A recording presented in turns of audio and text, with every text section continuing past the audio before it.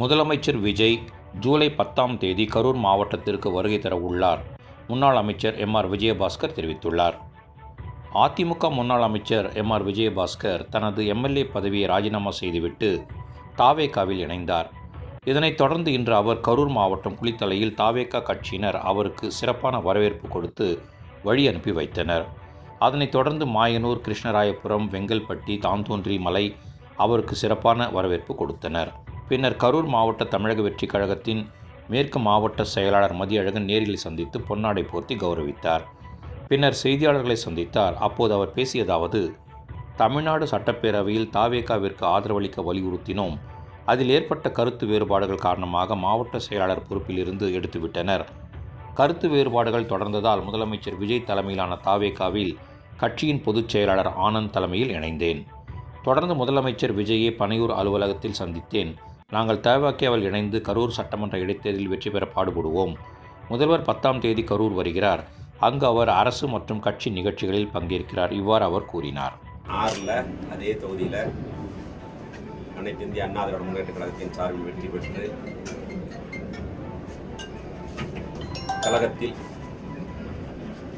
கழகத்தினுடைய பொதுச் செயலாளர் அவர்கள் உங்களுக்கு தெரியும் என்ன நடந்ததுன்னு.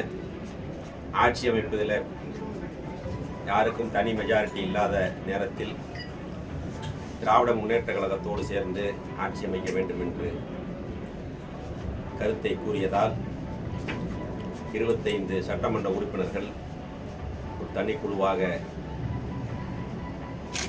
இருந்தோம். கட்சியிலிருந்து எங்கேயும் போகல. தமிழக வெற்றி கழகத்திற்கு நம்ம சப்போர்ட் பண்ணலான்னு சொன்னோம். அதில் ஏற்பட்ட கருத்து வேறுபாடுகளால் மாவட்ட செயலாளர் பதவியிலிருந்து எடுத்துட்டாங்க. அதுக்கப்புறம் ஏற்பட்ட கருத்து வேறுபாடுகளால் இன்றைய தமிழகத்தினுடைய முதலமைச்சர் தளபதி அவர்களுடைய தலைமையை ஏற்று கழகத்தில் கழக பொதுச் செயலாளர் மாண்புமிகு அமைச்சர் ஆனந்த் அவர்கள் முன்னிலையில் கழகத்தில் இணைத்துக் கொண்டோம். அதன் பிறகு நேற்று தமிழக முதலமைச்சர் அவர்கள்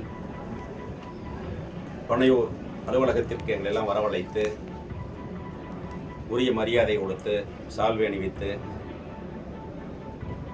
எங்களை கௌரவித்தார்கள். இன்று கரூர் மாவட்டத்திற்கு வந்து கிழக்கு மாவட்ட கழக செயலாளர் குளித்தலையில் அவருடைய அலுவலகத்தில் அவரை சந்தித்தோம். கழக நிர்வாகிகளை சந்தித்து மேற்கு மாவட்டத்தில் மாவட்ட கழக செயலாளர் பால் அவர்களையும் அவருடைய அலுவலகத்தில் சந்தித்து அவருக்கு சால்வை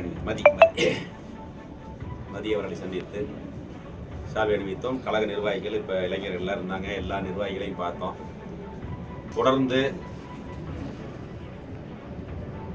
வெற்றி கழகத்தோடு தமிழக வெற்றி கழகத்தோடு இணைந்து மாவட்ட கழக செயலாளர் மற்றும் மற்ற நிர்வாகிகளோடு இணைந்து என்னோடு அனைத்து இந்திய அண்ணா திராவிட முன்னேற்ற கழகத்தில் வந்து இணைந்தவர்களும் சேர்ந்து கழக பணியாற்றி வருகின்ற சட்டமன்ற தேர்தலில் கரூர் இடைத்தேர்தலில் தமிழக வெற்றி கழகம் மிகப்பெரிய மகத்தான வெற்றியை பெறுவதற்கு பாடுபடுவோம் என்று கூறி இந்த நல்லாட்சி தொடர வேண்டும். தமிழகத்தினுடைய முதலமைச்சர் அவர்கள் ஒரு ஊழல் இல்லாத ஆட்சியை, ஒரு வெளிப்படைத்தன்மையான ஒரு ஆட்சியை தமிழகத்திற்கு கொடுக்க வேண்டும் என்று சொல்லி அதற்கான நடவடிக்கைகளில் ஈடுபட்டிருக்கிறார். அதன் அடிப்படையில் என்னோடு வந்த நிர்வாகிகளும் இங்கே இருக்கக்கூடிய நிர்வாகிகளும் இணைந்து சிறப்பாக செயல்பட்டு இந்த இயக்கத்தினுடைய வெற்றிக்காக பாடுபடுவோம். வர்றதாக சொன்னாங்க. நேற்று அங்கேயே என்கிட்ட மாவட்ட செயலாளருக்கு பேசின நேற்று தான் வந்திருக்கிறோம். 10ஆம் தேதி மாண்புமிகு முதலமைச்சர் அவர்கள் கரூர் வருகை தர இருக்கிறார். அதற்கான ஏற்பாடுகளை சிறப்பாக செய்து அந்த பணிகள் மும்முரமாக நடைபெறும். ஒரு நாள் வராங்களா 2 நாள் வராங்க? அது எனக்கு நேற்று அங்கே இருந்தது எனக்கு தெரியல. ஒரு நாள் 10ஆம் தேதி மட்டும் தான் சொல்லியிருக்காங்க. 10ஆம் தேதி மட்டும் தான் சொல்லியிருக்காங்க. கவர்மெண்ட் ஃபங்க்ஷன் இருக்குது, இது இருக்கிறதுனால கூடி சீக்கிரமே உங்களுக்கு வந்து அதோட டீட்டெயில் கொடுப்பாங்க.